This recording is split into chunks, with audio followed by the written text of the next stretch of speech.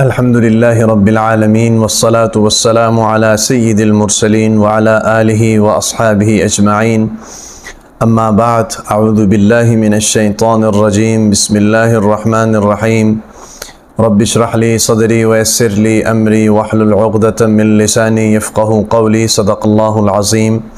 محترم سامعین و ناظرین، آسان ترجمہ قرآن اور مختصر تفسیر کے حوالے سے یہ ویڈیوز ریکارڈنگ کی جا رہی ہیں اور آپ تک پہنچ رہی ہیں۔ آج انشاءاللہ سورۃ البقرہ کا 12واں رکوع ہے، اس کا آسان ترجمہ بھی کیا جائے گا اور اس کی مختصر تفسیر بھی کی جائے گی۔ سب سے پہلے ہم اس رکوع کا آسان ترجمہ کر دیتے ہیں۔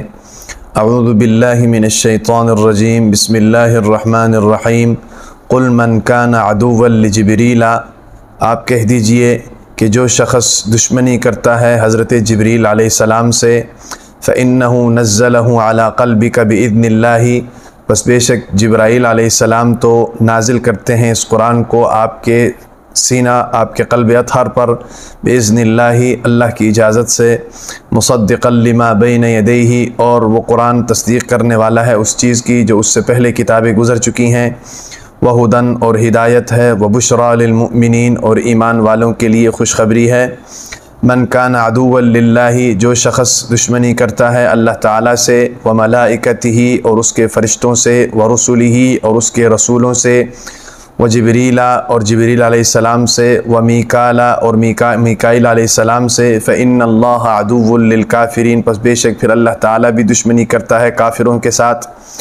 وَلَقَدْ أَنزَلْنَا إِلَيْكَ آيَاتٍ بَيِّنَاتٍ، اور البتہ تحقیق نازل کیا ہے ہم نے آپ کی طرف آیات کو، ایسی آیات جو واضح ہیں۔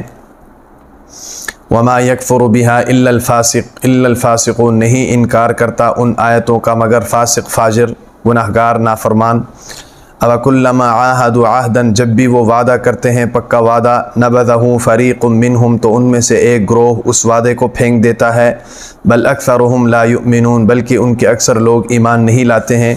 وَلَمَّا جَاءَهُمْ رَسُولٌ مِّنْ عِندِ اللَّهِ، جب بھی ان کے پاس کوئی رسول آتا اللہ تعالیٰ کی طرف سے، مُصَدِّقٌ لِّمَا مَعَهُمْ، جو رسول تصدیق کرتا ہے اس چیز کی بھی جو ان کے پاس ہے، یعنی کتاب، تورات، زبور، انجیل، نبذ فریق من الذین اوتوا الکتاب، تو پھینک دیتا ہے ان میں سے ایک گروہ، اوتوا الکتاب، جن کو کتاب دیا گیا تھا، یعنی اہل کتابوں میں سے، کتاب اللہ کی کتاب کو، وراء ظہورہم، اپنی پیٹھ کے پیچھے، یعنی پس پشت، کأنہم لا یعلمون، گویا کہ وہ اس کو جانتے ہی نہیں ہیں۔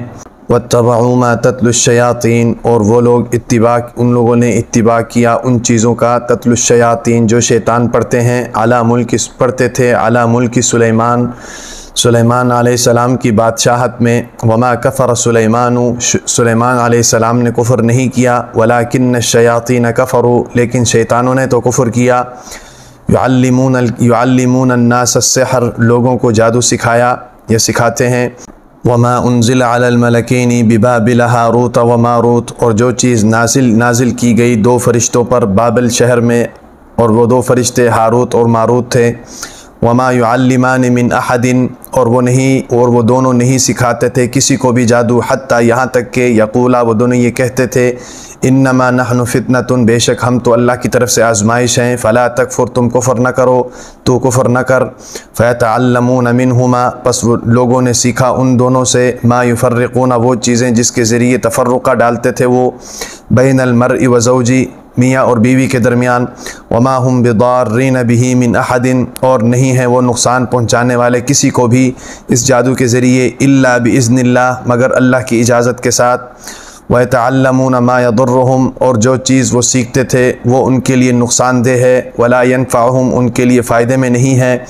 وَلَقَدْ عَلِمُوا، اور البتہ تحقیق وہ جانتے تھے اس بات کو، لمن اشتراہ، جس شخص نے خرید لیا اس جادو کو، ما لہ فی الآخرت، جس شخص نے سیکھ لیا اس جادو کو، ما لہ فی الآخرت من خلاق، اس کے لیے آخرت میں کوئی بھی حصہ نہیں ہے۔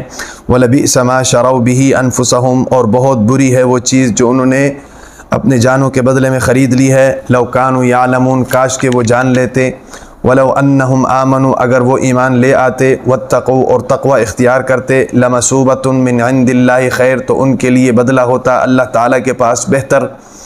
لو کانوا یعلمون، کاش کہ وہ جان لیتے۔ یہ آپ کے رکوع کا ترجمہ ہو گیا جی مختصر۔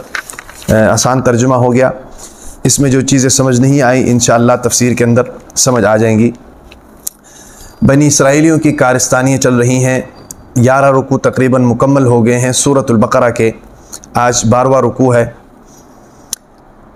یہ رکوع جو ہے نا جی بڑا اہم رکوع ہے، اس کو سمجھنا چاہیے اور اس پر عمل بھی کرنا چاہیے۔ فرمایا کہ قُلْ مَنْ كَانَ عَدُوًّا لِجِبْرِيلَ، جو شخص جبریل علیہ السلام سے دشمنی کر رہا ہے۔ اب یہاں پر جبریل علیہ السلام سے دشمنی کا کیا مطلب ہے؟ ایک واقعہ ہوا، اس واقعے کے بعد یہ پورا رکوع اللہ تبارک و تعالی نے نازل کیا۔ یہ آیت اوپر والی ابتدائی آیات، واقعہ یہ ہے کہ مدینے سے دور فدق کے مقام پر تقریباً 3 دن کی مسافت ہے، وہاں پر ایک یہودی قبیلہ آباد تھا، اور وہاں پر ایک مدرسہ یہودیوں نے بنایا ہوا تھا جس مدرسے کا نام بیت المدارس تھا۔ حضور نبی اکرم صلی اللہ علیہ وسلم چونکہ دین کی تبلیغ دیتے تھے، واعظ نصیحت دین کی تبلیغ، لوگوں کو مسلمان بنانے کی فکر، تو حضور نبی اکرم صلی اللہ علیہ وسلم نے سوچا کہ کیوں نہ وہاں پر جا کر دین کی تبلیغ کی جائے، تاکہ میرے کاندھے کے اوپر جو ذمہ داری ہے وہ ذمہ داری جناب میرے کاندھے سے ہٹ جائے۔ تو حضور نبی اکرم صلی اللہ علیہ وسلم وہاں پر تشریف لے گئے فدق کے مقام پر، اور یہ فدق کا مقام وہی ہے جس پر اہل تشیع اور اہل سنت والجماعت کئی عرصے سے اختلاف کا شکار ہیں، کئی صدیوں سے اختلاف کا شکار ہیں، اور وہ اختلاف کیا ہے اس پر بھی بات کریں گے انشاءاللہ۔ بہرحال حضور نبی اکرم صلی اللہ علیہ وسلم وہاں پر تشریف لے گئے، تو وہاں پر ان کا جو سردار تھا جس کا نام عبداللہ بن سوریہ تھا، عبداللہ بن سوریہ یہودی عالم تھا، وہ بھی وہاں پر موجود تھا۔ حضور نبی اکرم صلی اللہ علیہ وسلم کی ان کے ساتھ بات چیت ہوئی، سوال و جواب ہوئے۔ اس نے حضور نبی اکرم صلی اللہ علیہ وسلم سے سوال کیا۔ یہ یہودی عالم جو تھا عبداللہ بن سوریہ، یہ مختلف لوگوں کو تیار کیا کرتا تھا، یہودیوں کو بھی، عیسائیوں کو بھی، مشرکین مکہ کو بھی تیار کیا کرتا تھا کہ آپ جاؤ اللہ کے نبی کے پاس جاؤ اور جا کر ان سے سوال کرو۔ تو خود جب اللہ کے نبی ان کے پاس تشریف لائے تو انہوں نے سوال کیا کہ آپ کے پاس وہی جو فرشتہ لاتا ہے اس فرشتے کا نام کیا ہے؟ تو حضور نبی اکرم صلی اللہ علیہ وسلم نے جواب دیا کہ وہ فرشتہ حضرت جبرائیل علیہ السلام ہے۔ اس پر انہوں نے جواب دیا کہ اگر جبرائیل آپ کے اوپر وہی لاتے ہیں تو جبرائیل کے ساتھ تو ہماری دشمنی ہے۔ دشمنی کیوں ہے؟ دشمنی اس لیے ہے کہ وہ ہماری چغلی کرتا ہے، اور چغلی کیا کرتا ہے کہ ان کے جو بڑے تھے اور ان کے بڑوں کی جو کارستانیاں تھی، وہ کارستانیاں جو اللہ تبارک و تعالی قرآن مجید کے اندر موجود ہیں نازل کرتے تھے، تو حضرت جبرائیل علیہ السلام کے ذریعے حضور نبی اکرم صلی اللہ علیہ وسلم کے قلب اطہر پر نازل ہوتی تھیں۔ تو اس وجہ سے انہوں نے کہا کہ یہ حضرت جبرائیل علیہ السلام جو ہے نا جی، ان کے ساتھ ہماری دشمنی ہے کیونکہ یہ ہماری چغلی کرتے ہیں۔ اسی آیت کو یہاں پر اللہ تبارک و تعالی نے، اس رکوع کی پہلی آیت ہے قُلْ مَنْ كَانَ عَدُوًّا لِجِبْرِيلَ، جو شخص یہ کہتا ہے کہ میں جبریل سے ہماری جبریل کے ساتھ دشمنی ہے، فَإِنَّهُ نَزَّلَهُ عَلَىٰ قَلْبِكَ بِإِذْنِ اللَّهِ، اس کا کام تو یہ ہے کہ وہ تو صرف اور صرف آپ کے قلب اطہر پر وہ چیز لے کر آتا ہے جو اللہ تعالیٰ کی طرف سے نازل ہے۔ تو یہ ہے اس رکوع کا اور ان آیات کا شان نزول۔ اب آئے باغ فدق کی طرف۔ باغ فدق کا جو اختلاف ہے وہ کئی صدیوں سے ہے، علماء اہل سنت والجماعت اور اہل تشیع حضرات کے درمیان یہ ایک اختلاف ہے باغ فدق۔ یہ اصل میں ہے کیا؟ سوال یہ ہے، اصل میں یہ ایک اراضی ہے۔ باغ فدق تو اس کو باغ اس لیے کہتے ہیں کہ وہاں پہ کوئی باغ شاغ ہوگا، لیکن اصل میں یہ ایک اراضی ہے۔ اس پر اہل تشیع حضرات جو کہتے ہیں کہ یہ حضور نبی اکرم صلی اللہ علیہ وسلم کا باغ تھا، حضور نبی اکرم صلی اللہ علیہ وسلم کے وفات کے بعد یہ بطور وراثت جو ہے اہل بیت کو منتقل ہونا چاہیے تھا، لیکن حضرت ابوبکر صدیق، حضرت عمر فاروق اور حضرت عثمان رضی اللہ عنہ مجمعین پر وہ لوگ تہمت لگاتے ہیں کہ ان لوگوں نے یہ باغ جو ہے اپنی ملکیت میں رکھا اور اہل بیت خصوصاً حضرت فاطمہ رضی اللہ تعالی عنہا کے مانگنے کے باوجود بھی ان کو یہ نہیں دیا۔ یہ اختلاف ہے، اور اس اختلاف کو سامنے رکھتے ہوئے وہ صحابہ کرام رضوان اللہ علیہم اجمعین کے اوپر تہمت لگاتے ہیں۔ یہ بات بتانے کا مقصد یہ ہے کہ بعض ہمارے جو مسلمان حضرات ہیں ان کو بھی اس چیز کا نہیں پتہ ہے، اہل تشیع کو بھی اس کی حقیقت کا نہیں پتہ ہے، تبھی تو وہ غلطی پر ہیں۔ اور مسلمان چونکہ ان چیزوں میں پڑھ ہی نہیں رہا، ان چیزوں کو دیکھ ہی نہیں رہا، سوچ ہی نہیں رہا، اس لیے اس کو پتہ ہی نہیں ہے۔ اور کبھی کوئی مناظرے کا وقت آ جائے یا کوئی بحث و مباحثے کا وقت آ جائے تو ہمارے مسلمانوں کو ان چیزوں کے بارے میں علم ہی نہیں ہوتا ہے، اس لیے ان چیزوں کا جاننا ضروری ہے ہمارے لیے۔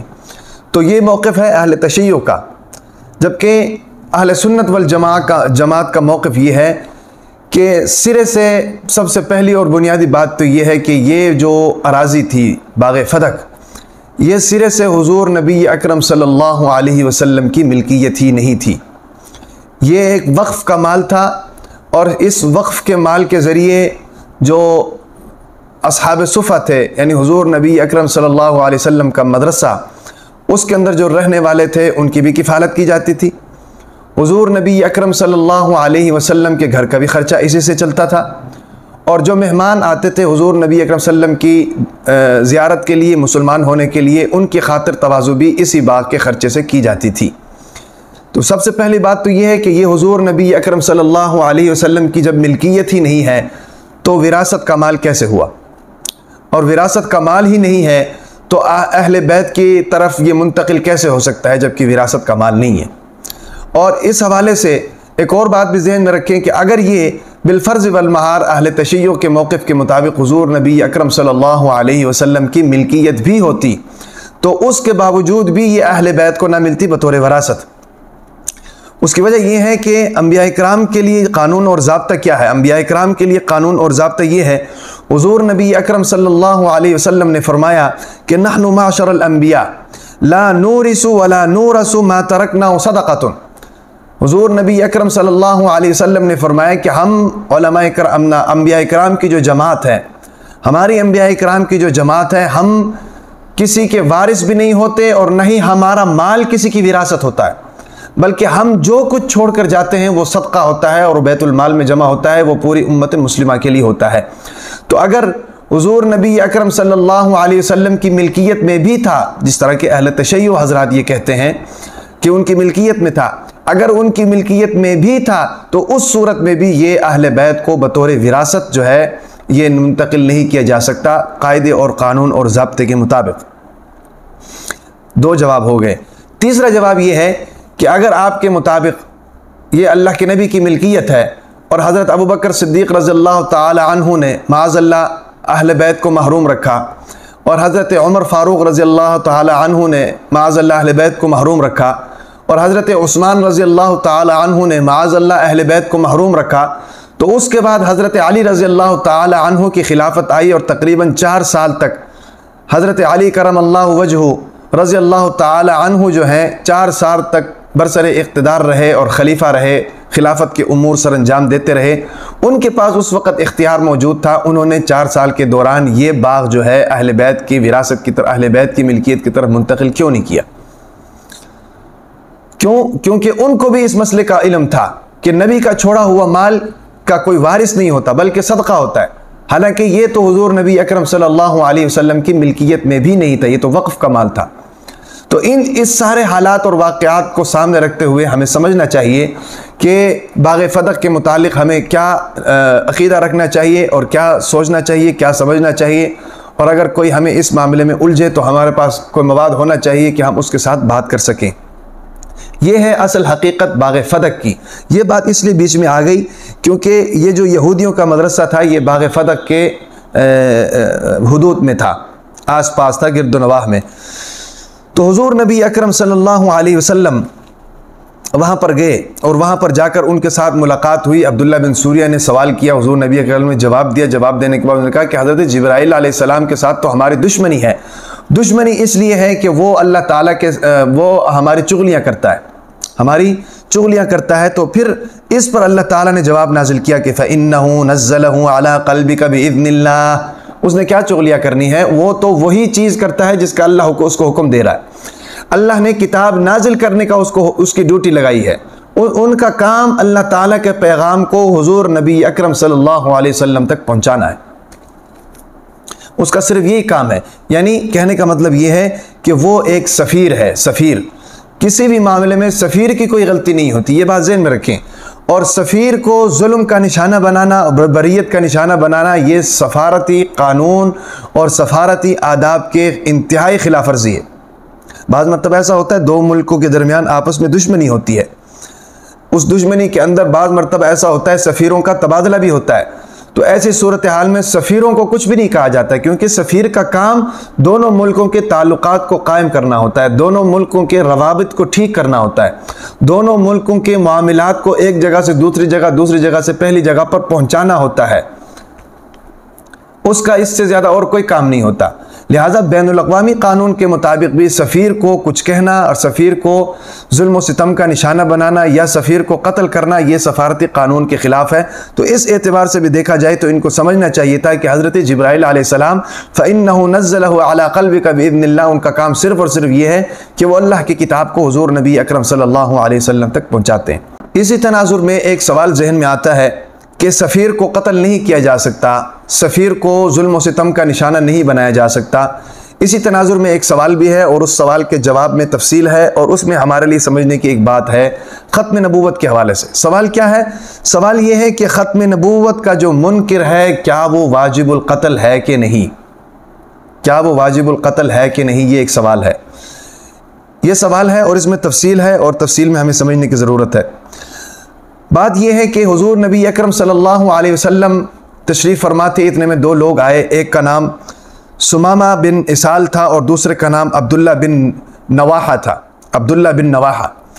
وہ دونوں حضور نبی اکرم صلی اللہ علیہ وسلم کے پاس آئے، بات چیت کی، پتہ چلا کہ مسیلمہ کذاب جس نے نبوت کا دعویٰ کیا تھا یہ دونوں اس کے سفیر تھے، اور حضور نبی اکرم صلی اللہ علیہ وسلم کے پاس آئے اور آ کر کہا کہ آپ کے لیے مسیلمہ کی طرف سے پیغام یہ ہے کہ ہم آپ کے ساتھ صلح کر سکتے ہیں، لیکن ہماری ایک شرط ہے۔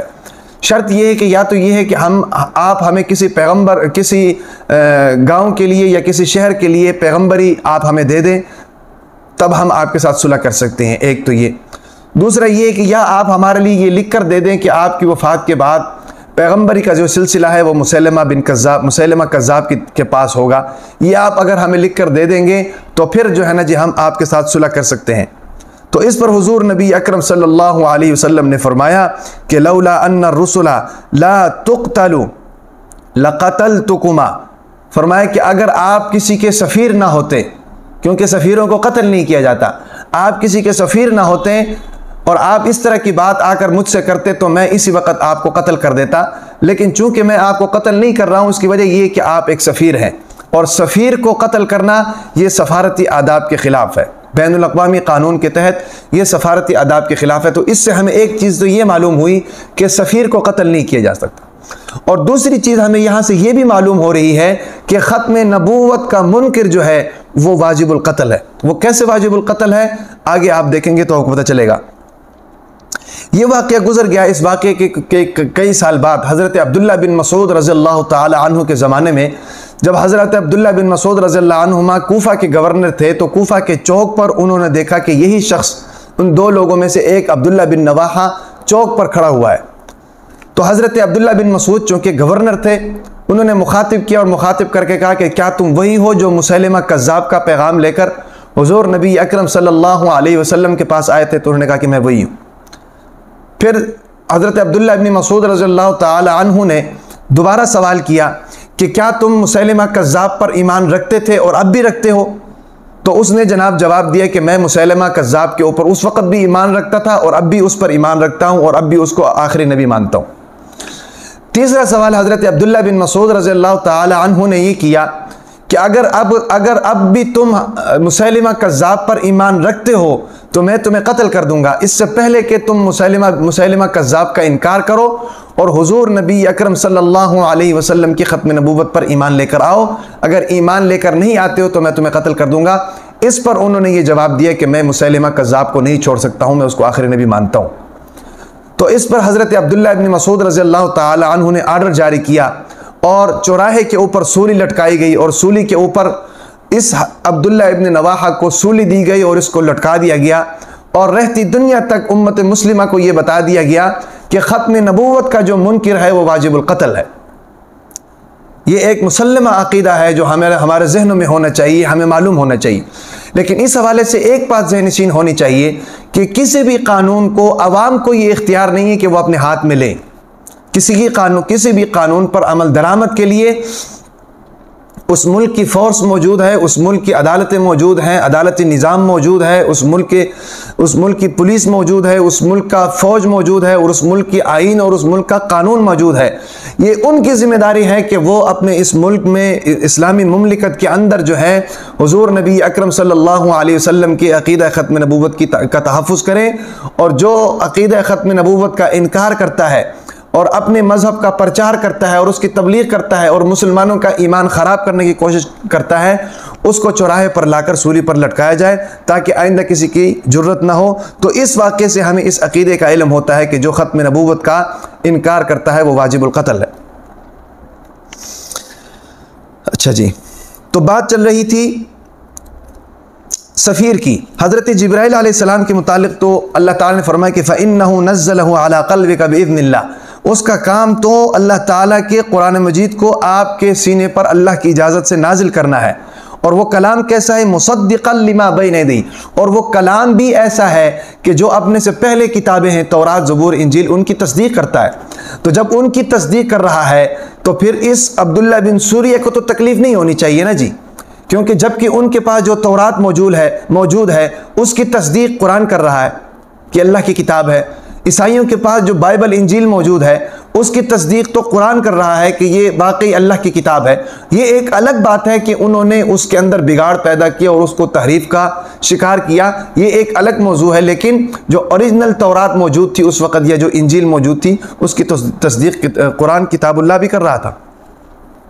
اور آگے فرمایا کہ وَہُدًا، یہ ہدایت والی کتاب ہے، وَبُشْرَىٰ لِلْمُؤْمِنِينَ، اور ایمان والوں کے لیے خوشخبری دینے والی کتاب ہے۔ آگے فرمایا مَنْ كَانَ عَدُوًّا لِلَّهِ وَمَلَائِكَتِهِ، جو اللہ کے ساتھ دشمنی کرتا ہے، وَمَلَائِكَتِهِ، اس کے فرشتوں کے ساتھ دشمنی کرتا ہے، وَرُسُلِهِ، اس کے رسولوں کے ساتھ دشمنی کرتا ہے، وَجِبْرِيلَ وَمِيكَالَ، اس کے اور جبرائیل اور میکائیل کے ساتھ دشمنی کرتا ہے، کیونکہ جبرائیل اور میکائیل کا علیحدہ سے فرشتوں سے علیحدہ سے اس لیے ذکر کیا کہ عبداللہ بن سوریہ نے کہا تھا کہ جبرائیل کے ساتھ ہمارے دشمنی ہے، اگر میکائیل آپ پر کچھ چیز لے کر آتے تو چلو ہم آپ کی بات مان بھی لیتے، اس لیے ان دونوں کا ذکر ہے۔ فَإِنَّ اللَّهَ عَدُوٌّ لِلْكَافِرِينَ، تو پھر اللہ تعالیٰ بھی دشمنی کرتا ہے کافروں کے ساتھ۔ اور آگے فرمایا وَلَقَدْ أَنزَلْنَا إِلَيْكَ آيَاتٍ بَيِّنَاتٍ، البتہ تحقیق ہم نے نازل کی ہیں آپ کے اوپر ایسی آیات جو واضح ہیں، وَمَا يَكْفُرُ بِهَا إِلَّا الْفَاسِقُونَ، اور ان کا انکار نہیں کرتا مگر فاسق۔ أَوَكُلَّمَا عَاهَدُوا عَهْدًا نَبَذَهُ فَرِيقٌ مِّنْهُمْ، جب بھی یہ لوگ آپ سے وعدہ کرتے ہیں پکا وعدہ، نَبَذَهُ فَرِيقٌ مِّنْهُمْ، تو ان میں سے ایک گروہ اس وعدے کی خلاف ورزی کرتا ہے۔ وعدے کو پھینک دیتے کا مطلب وعدے کی خلاف ورزی، نَبَذَهُ کا معنی پھینک دینا، مطلب وعدے کی خلاف ورزی کرتا ہے۔ بل اکثرهم لا يؤمنون، بلکہ اکثر لوگ ایمان نہیں لاتے۔ ان کی کچھ خصلتیں شروع سے چلی آ رہی ہیں، وعدہ خلافی، بد اخلاقی، ظلم و ستم، انبیاء کا قتل، انبیاء کو جھٹلانا، اللہ کی نافرمانی، بغاوت، اور اس طریقے سے قتل و غارت، اور اس طریقے سے منافقت، یہ ان کے شیوے جو ہیں شروع سے چلے آ رہے ہیں۔ انبیاء کرام کو بھی اس طرح ستاتے رہے، اور آج بھی جدید دور کے اندر آپ دیکھ لیں تو کس طریقے سے دندناتے پھرتے ہیں، ناچتے ہیں اور غل غپاڑے کرتے ہیں، اور اس طریقے سے دنیا کے اندر فساد کرتے ہیں۔ اور آگے فرمایا وَلَمَّا جَاءَهُمْ رَسُولٌ مِّنْ عِنْدِ اللَّهِ، جب بھی ان کے پاس اللہ کا کوئی رسول آتا اللہ کی طرف سے، مُصَدِّقٌ لِّمَا مَعَهُمْ، اور تصدیق کرتا اس چیز کی جو ان کے پاس ہے، یعنی کتابوں کی، نَبَذَ فَرِيقٌ مِّنَ الَّذِينَ أُوتُوا الْكِتَابَ، تو ایک فریق ان میں سے پھینک دیتا ان نصیحتوں کو یا اس رسول کے وعدوں کو، اوت الکتاب یعنی اہل کتاب میں سے، اہل کتاب میں سے ایک گروہ جو ہے وہ اللہ تعالیٰ کے ان رسولوں کی خلاف ورزی کرتا اور ان کی نافرمانی کرتا، اور کیا کرتا؟ پھینک دیتا اہل کتاب کس کو؟ کتاب اللہ، اللہ کی کتاب کو، وراء ظہورہم، پشت کے پیچھے۔ پشت کے پیچھے کا مطلب کیا ہے؟ پس پشت۔ اب یہاں پر کتاب اللہ سے مراد تورات ہے، یہ بات ذہن میں رکھیں۔ مطلب کہنے کا یہ کہ جب بھی ان کے پاس کوئی رسول آتا اور رسول آ کر اس چیز کی تصدیق کرتا جو اس کے پاس ہے، یعنی تورات، کہ یہ اللہ کی کتاب ہے، تو یہ لوگ تورات کو پس پش ڈال دیتے۔ جیسے کہ حضور نبی اکرم صلی اللہ علیہ وسلم تشریف لائے، اللہ کے نبی کی نشانیاں تورات کے اندر موجود تھیں، اللہ کے نبی نے آ کر بتایا کہ تورات اللہ کی کتاب ہے آسمانی، اللہ کے نبی نے تصدیق کی، تو ان کو چاہیے تو یہ تھا کہ تورات کو کھول کر پڑھیں، اللہ کے نبی کی نشانیاں اس کے اندر موجود ہیں، ان نشانیوں کو دیکھ کر اللہ کے نبی کی تصدیق کریں، ہونا تو یہ چاہیے تھا۔ انہوں نے اپنی کتاب کی نافرمانی کی، پس پش ڈال دی کا مطلب انہوں نے اپنی کتاب کی تعلیمات کی نافرمانی کی، اپنی کتاب کو اگر کی تعلیمات کو اگر اس پر عمل کرتے تو اللہ کے نبی کی تصدیق کرتے، اپنی ہی کتاب کی نافرمانی کی۔ کیسے؟ کأنہم لا یعلمون، گویا کہ وہ جانتے ہی نہیں، حالانکہ وہ جانتے تھے۔ اچھا جی، آگے ان کی ایک اور خصلت کا ذکر اللہ تبارک و تعالیٰ فرما رہے ہیں، اور وہ کیا خصلت تھی، کیا بری عادت تھی ان کی، اور کیا خرابی تھی یہود اور نصارہ کی۔ وَاتَّبَعُوا مَا تَتْلُو الشَّيَاطِينُ، اور اتباع کرتے ہیں اس چیز کی جو شیطان پڑھتے ہیں، یعنی جادو۔ علی ملک سلیمان علیہ السلام کی بادشاہت میں شیطان پڑھتے تھے، شیطان کرتے تھے، اس سے مراد جادو ہے، آگے آئے گا۔ وَمَا كَفَرَ سُلَيْمَانُ وَلَكِنَّ الشَّيَاطِينَ كَفَرُوا، سلیمان علیہ السلام نے کفر نہیں کیا، لیکن شیاطین چونکہ کفر کرتے تھے۔ يُعَلِّمُونَ النَّاسَ السِّحْرَ، لوگوں کو سکھاتے تھے جادو۔ اب یہ کیا بات ہے، یہ یہودی اور عیسائی جو تھے نا جی، یہ ان کے جو علماء کرام تھے، یہ عموماً جو ہے نا جی جادو کیا کرتے تھے، جادو۔ سب سے پہلی بات تو یہ ذہن میں رکھیں کہ جادو، معجزہ اور کرامت، ان تینوں میں کیا فرق ہے، یہ چیز جو ہے نا جی ذہن میں رکھنا چاہیے۔ معجزہ میں، جادو میں اور کرامت میں کیا فرق ہے؟ دنیا کے اندر بہت سی چیزیں رونما ہوتی ہیں، ان میں سے بعض چیزوں کا تعلق یاد رکھیں اسباب کے ساتھ ہوتا ہے۔ اسباب پایا جاتا ہے تو وہ چیزیں رونما ہوتی ہیں۔ مثلا چھری آپ کے ہاتھ میں ہے، آپ کسی کا ہاتھ کاٹ دو تو سبب کیا ہے؟ چھری ہے نا جی۔ کسی کو گولی مار دو، وہ مر جاتا ہے، اس کو مرنے کا سبب کیا ہے؟ گولی لگ گئی۔ اسی طریقے سے بیمار ہو گئے، بیماری کا سبب کیا ہے؟ موسم چینج ہو گیا، یا کھانا اس کو ہضم نہیں ہوا، فوڈ پوائزن ہو گیا، یہ سبب ہے۔ دنیا کے اندر بہت سی تبدیلی ایسی ہیں جن کا تعلق اسباب کے ساتھ ہے، ان میں سے ایک جادو بھی ہے۔ یاد رکھیں کہ جادو کا تعلق سبب کے ساتھ ہے، اسباب کے ساتھ معلق ہے۔ لیکن کرامت اور معجزہ جو ہے نا جی، یہ ما فوق الاسباب ہیں، ان کا تعلق اسباب کے ساتھ نہیں ہے، یہ اللہ تبارک و تعالیٰ کی طرف سے ہے۔ اور اس حوالے سے ایک اور بھی بات ذہن میں رکھیں کہ معجزہ ہو گیا یا کرامت ہو گیا، اس میں انسان کا عمل دخل نہیں ہوتا، یعنی اس انسان کا اختیار نہیں ہوتا، اس کا اختیار بھی اللہ تبارک و تعالیٰ کے پاس ہے۔ اگر انسان کے پاس اختیار ہوتا تو کبھی بھی معجزہ کا ظہور ہو سکتا تھا، کبھی بھی کرامت کا ظہور ہو سکتا تھا۔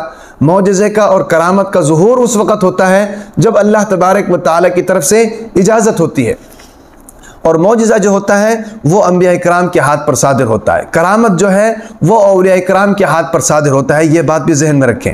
مثال کے طور پر حضرت موسیٰ علیہ السلام جب حضرت موسیٰ علیہ السلام جب آگ کے پاس گئے، نور کے پاس گئے، اللہ تعالیٰ نے ان کو بلایا نور کے پاس، وہاں پر جب ان کو لاٹھی دی گئی، ان کے ہاتھ میں لاٹھی تھی، اور جب وہ لاٹھی نیچے انہوں نے پھینکی تو وہ لاٹھی اژدہا بن گئی، اور جب لاٹھی اژدہا بنی تو حضرت موسیٰ علیہ السلام جو تھے اس لاٹھی کو دیکھ کر بھاگنے لگے۔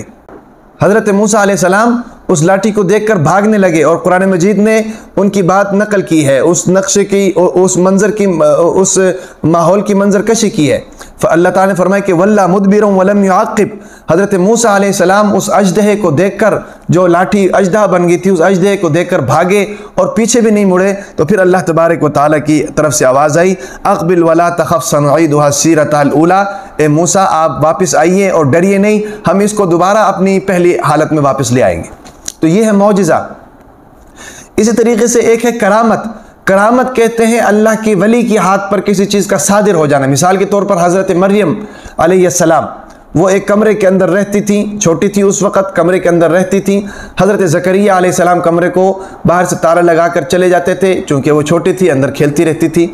جب حضرت زکریا علیہ السلام کمرہ کھولتے تھے تو ان کے سامنے ایسے پھل دیکھتے تھے جو اس علاقے میں نہیں ملتے تھے، بے موسمی پھل ان کے سامنے حضرت زکریا علیہ السلام دیکھتے تھے۔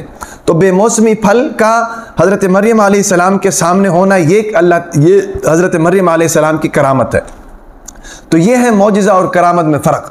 لیکن اس کے برعکس جو جادو ہے، جادو کا تعلق اسباب سے ہے۔ اور پھر اس حوالے سے یہ بات ذہن میں رکھیں کہ جادو کا حکم ہو گیا یا فال کا حکم ہو گیا یا علم نجوم کا حکم ہو گیا، یہ تو اللہ تبارک و تعالیٰ کی طرف سے حرام ہے، یہ تو اللہ تعالیٰ کی طرف سے حرام ہے۔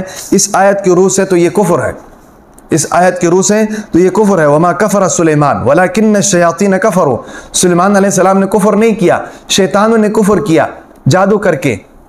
تو جو لوگ ان چیزوں میں پڑھتے ہیں، فال نکالتے ہیں یا نجومیوں کے پاس جاتے ہیں یا جادوگروں کے پاس جاتے ہیں، ان سے گزارش یہ ہے کہ اپنے ایمان کو خراب نہ کریں۔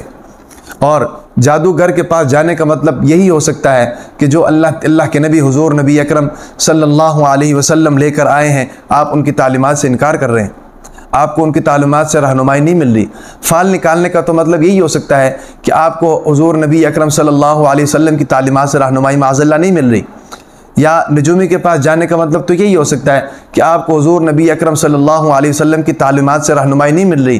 حالانکہ ہمارا تو عقیدہ یہ ہے کہ ان الدین عند اللہ الاسلام، الیوم اکملت لکم دینکم واتممت علیکم نعمتی ورضیت لکم الاسلام دینا۔ دین تو مکمل ہے، دین کے اندر کسی چیز کی کمی کوئی موجود نہیں ہے۔ ہمارے اپنی فہم و فراست اور سوچ کے اندر کمی ہو سکتی ہے، لیکن دین کے اندر کمی کوئی نہیں ہے۔ تو بہرحال یہ سلیمان علیہ السلام کے اوپر جناب تہمت لگاتے تھے، خود جادو کرتے تھے۔ وَاتَّبَعُوا مَا تَتْلُو الشَّيَاطِينُ عَلَى مُلْكِ سلیمان، شیطان کی اتباع کرتے تھے اور کہتے یہ تھے کہ یہ سلیمان علیہ السلام کے زمانے میں سلیمان علیہ السلام نے سکھائے ہیں، یہ ان کی طرف سے ہم تک پہنچی ہیں۔ عوام کو اس طرح کر کے گمراہ کرتے تھے اور ان سے پیسے ٹٹولتے تھے۔ اس کی حقیقت کو اللہ تبارک و تعالی نے یہاں واضح کر دیا کہ یہ سلیمان علیہ السلام کی اتباع نہیں کرتے تھے، بلکہ وَاتَّبَعُوا مَا تَتْلُو الشَّيَاطِينُ، جو شیطان کر رہے ہیں یہ اس کی اتباع کرتے تھے۔ حالانکہ سلیمان علیہ السلام تو اللہ کے اولو العظم پیغمبر ہیں، ان کے پاس تو معجزات ہیں، ان کو جادو کی کیا ضرورت ہے؟ وَمَا كَفَرَ سُلَيْمَانُ، سلیمان علیہ السلام نے کفر نہیں کیا، وَلَكِنَّ الشَّيَاطِينَ كَفَرُوا يُعَلِّمُونَ النَّاسَ السِّحْرَ، شیاطین نے کفر کیا اور لوگوں کو جناب جادو سکھایا۔ اچھا جی آگے، وَمَا أُنزِلَ عَلَى الْمَلَكَيْنِ بِبَابِلَ ہاروت وَماروت، جو دو فرشتوں پر نازل کیا گیا بابل شہر میں، ہاروت اور ماروت فرشتے۔ یہ ہاروت اور ماروت فرشتوں کا کیا کنسپٹ ہے، اس کے بارے میں بھی ذہن میں رکھیں۔ قرآن مجید میں ان کے بارے میں آیا ہے وَمَا أُنزِلَ عَلَى الْمَلَكَيْنِ بِبَابِلَ ہاروت وَماروت۔ ہاروت یہ عراق کے اندر ایک جگہ کا نام ہے، بابل، اور فرشتوں کا نام ہاروت اور ماروت تھا۔ یہ فرشتے جو تھے یہ اللہ تبارک و تعالیٰ کی طرف سے آزمائش کے لیے نازل کیے گئے تھے اور لوگوں کو سمجھانے کے لیے اللہ تبارک و تعالیٰ کی طرف سے نازل ہوئے تھے کہ جادو کیا ہوتا ہے اور کرامت کیا ہوتی ہے اور معجزہ کیا ہوتا ہے، تاکہ لوگوں کو فرق محسوس ہو جائے اور لوگ جادو سے بچ جائیں۔ اس لیے ان کو نازل کیا گیا تھا، اللہ تبارک و تعالیٰ سے ان کو حکم ہوا تھا، اور جادو بھی ان کو آتا تھا کیونکہ فرشتے ہیں، اللہ تعالیٰ نے ان کو اس چیز کا بھی علم دیا ہوا تھا۔ وَمَا يُعَلِّمَانِ مِنْ أَحَدٍ حَتَّى يَقُولَا، اور وہ کسی کو بھی جادو نہیں سکھاتے تھے یہاں تک کہ وہ لوگ یہ کہتے تھے، وہ فرشتے یہ کہتے تھے کہ إِنَّمَا نَحْنُ فِتْنَةٌ، ہم اللہ کی طرف سے آزمائش ہیں، فَلَا تَكْفُرْ، تم کفر نہ کرو، اگر تم جادو سیکھنا چاہتے ہو تو ہم آپ کو جادو سکھائیں گے، لیکن یہ ہے کہ یہ جادو حرام ہے، یہ جادو حرام ہے، تم اس جادو کو سیکھو بھی نہیں اور اللہ تعالیٰ کی بھی نافرمانی نہیں کرو۔ لیکن لوگوں نے کیا کیا؟ فَيَتَعَلَّمُونَ مِنْهُمَا، ان دونوں سے جادو سیکھا، مَا يُفَرِّقُونَ بِهِ بَيْنَ الْمَرْءِ وَزَوْجِهِ، اور جادو کون سا سیکھا؟ جادو وہ والا سیکھا جس کے ذریعے سے میاں اور بیوی کے درمیان میں جدائی ہو جائے، یہ والے جادو سیکھے، فتنے فساد والے جادو سیکھے۔ وَمَا هُمْ بِضَارِّينَ بِهِ مِنْ أَحَدٍ إِلَّا بِإِذْنِ اللَّهِ، اور وہ لوگ کسی کو بھی نقصان نہیں پہنچا سکتے تھے مگر اللہ کی اجازت کے ساتھ۔ وَيَتَعَلَّمُونَ مَا يَضُرُّهُمْ وَلَا يَنْفَعُهُمْ، اور وہ ایسی چیز سیکھ رہے تھے جس سے ان کو نقصان تو ہو سکتا ہے، ان کو کوئی فائدہ نہیں۔ وَلَقَدْ عَلِمُوا، اور وہ یہ بات جانتے تھے، لَمَنِ اشْتَرَاهُ مَا لَهُ فِي الْآخِرَةِ مِنْ خَلَاقٍ، جس نے جادو سیکھا قیامت کے دن اس کے لیے کوئی حصہ نہیں ہے۔ یعنی یہ ساری چیزیں فرشتے ان کو بتا رہے تھے کہ بھئی اگر جادو سیکھو گے تو اللہ کی ناراضگی الگ ہے، جادو سیکھو گے تو ایمان سے خالی ہو جانا اور کفر میں داخل ہو جانا یہ الگ نقصان ہے، جادو سیکھو گے تو قیامت کے دن تمہارا کوئی حصہ نہیں ہوگا، یہ ایک بہت بڑا نقصان ہے۔ یہ سارے نقصانات اور پھر معاشرے کے اندر جو دنگا فساد اور جناب امن و امان کی صورتحال کی تشویشناک ہو جانا یہ ایک الگ نقصان ہے۔ یہ سارے نقصانات ان دو فرشتوں نے، ہاروت اور ماروت نے ان لوگوں کو بتائے، لیکن اس کے باوجود ان لوگوں نے جو ہے نا جادو سیکھنے کا اصرار کیا اور جادو سیکھا۔ اور یہ تھا ہاروت اور ماروت کا قصہ۔ آگے فرمائے کہ وَلَبِئْسَ مَا شَرَوْا بِهِ أَنفُسَهُمْ، اور بری ہے وہ چیز جو تم نے اپنے لیے خریدی، لَوْ كَانُوا يَعْلَمُونَ، اگر جان لیتے۔ اچھا، ہاروت اور ماروت کے متعلق ایک پروپیگنڈا جو یہودیوں کی طرف سے ہم تک پہنچا ہے اور ہمارے معاشرے میں بھی اکثر یہ بات سننے کو ملتی ہے۔ یہودیوں نے ہاروت اور ماروت کے بارے میں ایک قصہ جو ہے نا جی مشہور کر دیا ہے جو سراسر جھوٹ پر مبنی ہے۔ قصہ یہ ہے کہ ہاروت اور ماروت اللہ کے دو فرشتے تھے، اللہ تعالیٰ نے ان کو انسانی خواہشات دی ہوئی تھی۔ ظاہر بات ہے جو تقاضے انسان کے ہوتے ہیں وہ ان کے تقاضے بھی تھے، چونکہ انسانی خواہشات اللہ تعالیٰ نے ان کو دے کر ان کو دنیا میں بھیجا تھا، لہٰذا جب وہ دنیا میں آئے تو دنیا میں آ کر ان کی نظر ایک خاتون پر پڑی، اور وہ خاتون پر معاذ اللہ فریفتہ ہو گئے اور اس کے پیچھے چل پڑے، اور جنسی خواہش کی تکمیل کی اجازت چاہی انہوں نے خاتون سے۔ خاتون نے ایک شرط ان کے سامنے رکھی، وہ شرط یہ ہے کہ اگر آپ مجھے اسم اعظم سکھا دیں جس کے ذریعے سے انسان آسمانوں پر چلا جاتا ہے، اور میرے ساتھ یہ جو غلام ہے اس غلام کو قتل کر دیں کیونکہ یہ ہمارا راز فاش کر دے گا، تو پھر میں آپ کی جو ہے نا خواہش کو پورا کر سکتی ہوں۔ یہ معاذ اللہ یہودیوں کی طرف سے ایک قصہ ہے جو اکثر و بیشتر ہمارے مسلمان لوگ بھی اس کو سناتے ہیں، بیان کرتے ہیں، حالانکہ ایسا نہیں کرنا چاہیے۔